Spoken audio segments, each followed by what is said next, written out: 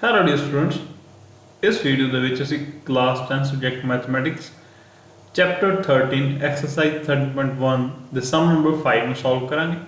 ਸੋ ਜੋ 5 ਨੰਬਰ ਸਮ ਹੈ ਉਸ ਦੀ ਸਟੇਟਮੈਂਟ ਕੀ ਹੈ? A hemispherical depression is cut out from one face of a cubical wooden block। ਕੀ ਕਹਿੰਦਾ ਇੱਕ ਹੈਮੀਸਫੈਰੀਕਲ ਜੋ ਡਿਪਰੈਸ਼ਨ ਹੈ ਉਹ ਅਸੀਂ ਇੱਕ ਕਿਊਬਿਕਲ ਵੁਡਨ ਬਲੌਕ ਦੇ ਵਿੱਚੋਂ, ਹੁਣ ਕਿਊਬਿਕਲ ਹੈ सारे 6 साइड्स होंगे, 6 जिन्नियां साइड्स आ सारियां एक दूजे के बराबर होंगे। सो हैमीस्फेरिकल डिप्रैशन की है एक असीं उसदे विचों हैमीस्फेरिकल जिहड़ा स्फीयर है उसका अद्धा हैमीस्फीयर हुंदा है वो शेप नूं असीं उसदे विचों स्कूप आउट करना है। स्कूप आउट किवें? जिवें तुसीं एक ब्रिक देखी होनी है आइसक्रीम जो हुंदी है उसदे विचों एक उन्हां कोल स्कूप करन दे लई एक चम्मच टाइप होंदा है। सो वो एक हैमीस्फेरिकल डिप्रैशन उत्थे क्रिएट कर दिंदा ਜਦੋਂ ਅਸੀਂ ਇੱਕ ਸਕੂਪ ਭਰ ਲੈਂਦੇ ਆ ਬ੍ਰਿਕ ਦੇ ਵਿੱਚੋਂ। ਸੋ ਇਸੇ ਤਰੀਕੇ ਦੇ ਨਾਲ ਅਸੀਂ ਇੱਥੇ ਜੋ ਕਿਊਬਿਕਲ ਵੁਡਨ ਬਲੌਕ ਹੈ ਇਹ ਤੁਸੀਂ ਦੇਖ ਰਹੇ ਹੋ ਡਾਇਗਰਾਮ ਦੇ ਵਿੱਚੋਂ, ਇਹਨੂੰ ਸਕੂਪ ਆਊਟ ਇੱਥੇ ਕੀਤਾ ਹੈ ਇੱਕ ਹੈਮੀਸਫੇਰਿਕਲ ਡਿਪਰੈਸ਼ਨ। ਹੁਣ ਹੋਰ ਕੀ ਕਿਹਾ ਗਿਆ ਹੈ? ਸੱਚ ਦੈਟ ਦਾ diameter ਕਿੰਨਾ ਗਿਵਨ ਹੈ? L of hemisphere is equal to the edge of cube। ਹੁਣ जो एक क्यूब है इसकी edge जो है वो सानू कितनी गिवन है? L। सो L सानू edge गिवन है। इस तो बाद होर की क्या है कि जो ये असी स्कूप आउट किया है हैमीस्फीयर दे विचों, वो हैमीस्फीयर दी जो डायमीटर है वो किहदे बराबर है? इस edge दे इस क्यूबिकल बॉक्स दी edge दे बराबर है। Determine the surface area of the remaining solid. हुण की कहा गया है कि जो रिमेनिंग सॉलिड बचा है उसका सरफेस एरिया फाइंड आउट करो। दोबारा एक बारी डायग्राम तो समझ लो। एक क्यूबिकल बॉक्स सी, इस क्यूबिकल बॉक्स दे विचों असीं स्कूप आउट की कीता एक हैमिस्फीयर स्कूप आउट कर लिया। स्कूप आउट मतलब इस हैमिस्फीयर इत्थों एक बाहर कढ लिया। सो जो असीं हैमिस्फीयर इत्थों बाहर कढिया तां इत्थे एक डिप्रैशन बन जाएगा हैमिस्फीयर शेप का। सो वो जो डिप्रैशन इत्थे बनेगा हैमिस्फीयर शेप का, उसका जो हैमिस्फीयर का कर्व सरफेस एरिया सीगा उस ते जिन्ना एरिया ये इसके अंदर इत्थे बन जाएगा। सो इत्थे जो सरफेस एरिया आएगा इस सॉलिड फिगर का वो की आएगा? एक तो जो एक क्यूबिकल बॉक्स सीगा उहदी 6 साइड्स तो मान लो। हुण एक साइड दे विचों एक असीं एक हैमिस्फीयर नूं स्कूप आउट कीता है। सो जो उस 6 टॉप वन साइड है उसके विचों कितना एरिया बाहर निकलेगा वो होएगा ए जो इत्थे सर्कुलर पार्ट जो ये बना रहा है ਇਹਦਾ एरिया असी 6 साइड ਦੇ ਵਿੱਚੋਂ ਸਾਨੂੰ सबट्रैक्ट करना पएगा क्योंकि इत्थों असी ये स्कूप आउट कर लिया। ये एरिया तो इत्थों खत्म हो गया, पूरा सर्कल जो इत्थे सर्कल सीगा ये सर्कुलर एरिया तो इत्थों खत्म हो गया। पर ਜਦੋਂ ਅਸੀਂ ਇੱਥੇ ਡਿਪਰੈਸ਼ਨ ਛੱਡਾਂਗੇ ਤਾਂ ਜਿਵੇਂ ਇੱਕ ਬਾਉਲ ਹੁੰਦਾ ਹੈ ਸਾਡਾ, ਬਾਉਲ ਕੌਲੀ ਲਗਾ ਲਓ, ਉਸ ਬਾਉਲ ਦੇ ਅੰਦਰ ਜੋ ਇਹ ਵਾਲਾ ਏਰੀਆ ਹੋਏਗਾ ਸਰਫੇਸ ਦੇ ਨਾਲ ਸਾਰਾ, ਇਹ ਸਾਰਾ ਏਰੀਆ ਕੀ ਹੋਏਗਾ? Curved surface area of hemisphere ਦਾ ਏਰੀਆ। ਸੋ ਸਾਨੂੰ ਕੀ ਕਰਨਾ ਪਏਗਾ? ਇੱਕ ਤਾਂ ਇਹ 6 ਸਾਈਡਸ ਦਾ ਏਰੀਆ ਲਗਾ ਲਓ ਪੂਰਾ ਕਿਊਬ ਦਾ, ਉਸ ਦੀ ਇੱਕ ਜੋ 6 ਸਾਈਡ ਉੱਪਰ ਟੌਪ ਵਨ ਸਾਈਡ ਹੈ ਉਸ ਸਾਈਡ ਦੇ ਵਿੱਚੋਂ ਸਾਨੂੰ ਇੱਕ सर्कल का एरिया जिन्ना सर्कल जो हैमिस्फीयर से स्कूप आउट किया है वो बेस के बराबर है उन्होंने माइनस करना पएगा क्योंकि इत्थे एरिया खत्म हो चुका है, इस साइड का इन्ना पोर्शन खत्म हो चुका है पर इत्थे डिप्रैशन क्रिएट हो चुका है। सो उस डिप्रैशन का एरिया भी सानू कंसीडर करना पएगा। वो एरिया के बराबर होएगा curved surface area of this hemisphere. So determine की असी करना है surface area of the remaining solid. Remaining solid का सरफेस एरिया की होएगा? एक तो 6 साइड्स का एरिया उस दे विचों माइनस कर दिए एक साइड दे विचों जिन्ना पार्ट कटिया गया वो वाला, प्लस डिप्रैशन जो हैमिस्फेरिकल है उसका कर्व्ड सरफेस एरिया सारे दे विच प्लस कर दिए। सो ये 3 चीज़ां असीं इत्थे कंसीडर करांगे। सो सॉल्व करते हैं सम नूं। सॉल्यूशन। सो सॉल्यूशन की होएगा इस सम दे लई सब तो पहला तो असीं गल करिए क्यूब की। सो एज की होएगी क्यूब दी, इत्थे लिखा है diameter is equal to the edge of cube. So साडे कोल एज की आएगी edge of cube. So edge of cube will be equal to L units.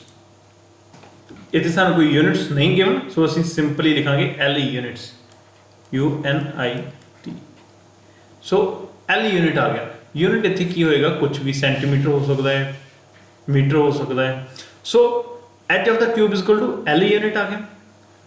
हुण इसे तरीके दे नाल जो डायमीटर सीगा हैमिस्फीयर जिहड़ा सी डिप्रैशन इथों बाहर कढ़िया, उहदा की है डायमीटर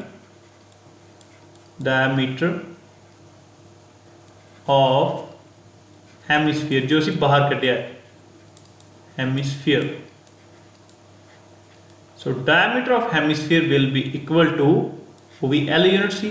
हुण वो जो डायमीटर हैमिस्फीयर है उसका डायमीटर सी। इस तो नेक्स्ट की आएगा, इस तो नेक्स्ट आएगा डायमीटर तो बाद असीं उसदा फाइंड आउट करांगे रेडियस।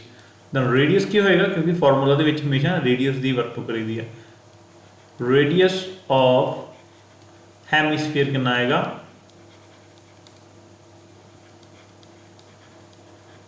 सो रेडियस ऑफ हैमिस्फीयर वो भी कितना आएगा L/2। सो उत्थे L सीगा, उसका हाफ कर दिता, L/2 यूनिट्स आ गया।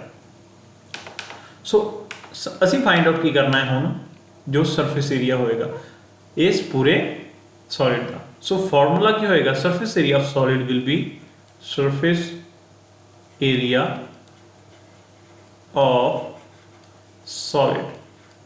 सो जो इतने सॉलिड बनया है उसका सरफेस एरिया के बराबर होएगा, that will be equal to surface area of cube.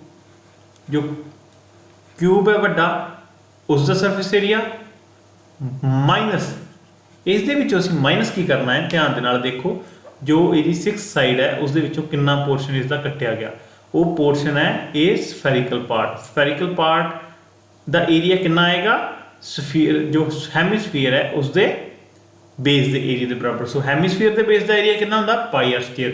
सो इत्थे असीं की माइनस लिखांगे area of base of hemisphere.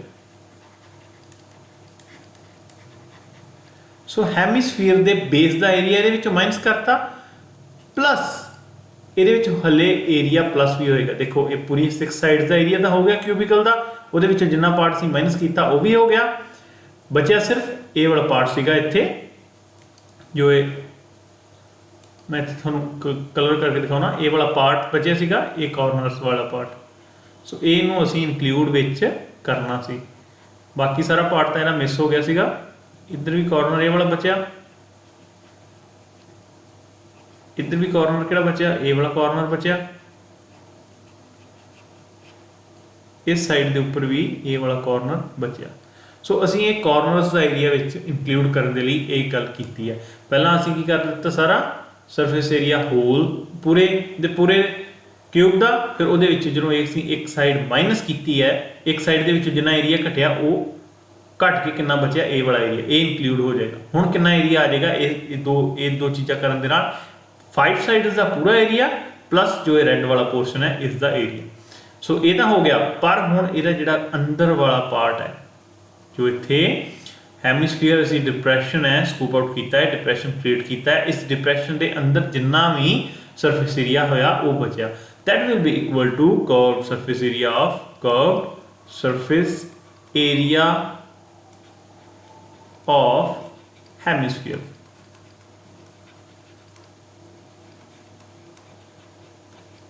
So ये हो गई है कंडीशन जो सानू क्वेश्चन दे विच गिवन सीगी। सो असीं एक कंडीशन बना ली, एक सरफेस एरिया ऑफ क्यूब पूरे का पूरा लगा लो, ਉਹਦੇ ਵਿੱਚੋਂ बेस का हेमिस्फीयर का एरिया कट दो, ताकि साढ़े को जो 6 साइड है उसका पूरे का पूरा एरिया ना कंसीडर होवे, सिर्फ रेड वाले पोर्शन का ही एरिया कंसीडर होवे, प्लस जो curved surface area of hemisphere, क्योंकि ये जो डिप्रैशन है इस दे अंदर जो सरफेस एरिया नवा क्रिएट होया वो भी असीं इत्थे ऐड आउट करना है। सो ये साडे कोल बन गई कंडीशन इत्थे। हुण असीं इत्थे करांगे इन्हां दे फॉर्मूलाज नूं भरांगे। So simply surface area of solid will be surface area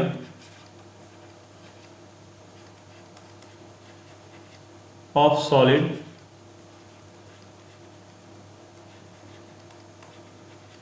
surface area of solid will be equal to surface area of cube।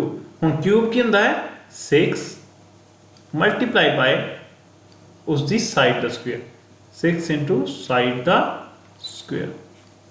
So minus ये की करना area of the base of hemisphere.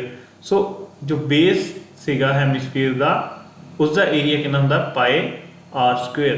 So minus की कर देंगे पाए are का square. Are इत्थे की है रेडियस होएगा जो ये हेमिस्फीयर है।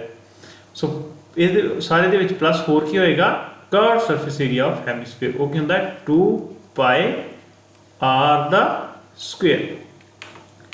हुण इत्थे तुसीं देखो जो कंडीशन सानूं गिवन थी जो हेमिस्फीयर इत्थे डिप्रेशन असीं स्कोप आउट कीता है उसका जो डायमीटर है वो इस पूरे क्यूब की एज के बराबर है।